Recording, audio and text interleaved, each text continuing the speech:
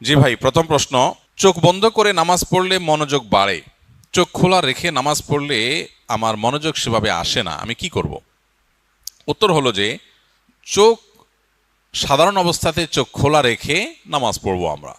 যদি কারোর চোখ বন্ধ করলে মনোযোগ বেশি আসে বা মনোযোগ ধরে রাখতে সহজ হয়, তাহলে অবশ্যই তিনি চোখ বন্ধ করে নামাজ পড়তে পারবেন। মনোযোগ ধরে রাখার উদ্দেশ্যে যদি চোখ বন্ধ করেন কেউ, তো সেটা নিষেধ না। অনেকে আছেন এরকম যে চোখ খোলা রাখলে আমার ফোকাস থাকে না, মনোযোগ থাকে না। ওকে ফাইন, আপনি চোখটা বন্ধ করলে যদি মনোযোগ দিতে সহজ হয়, আপনি পার্ট অফ ট্রেনিং হিসাবে, মনোযোগ ধরে রাখার প্রয়োজন হিসাবে আপনি এটা করেন, অসুবিধা নেই।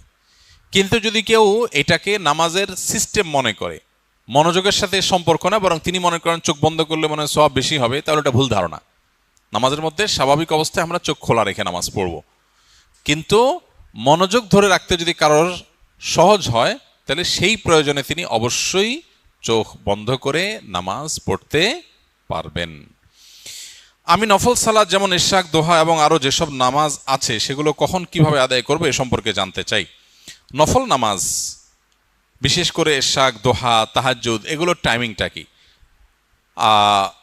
এ সম্পর্কে প্রথম কথা হলো যে 5 ওয়াক্ত নামাজের পর, ফরজ নামাজের পর, ওয়াজিব নামাজের পর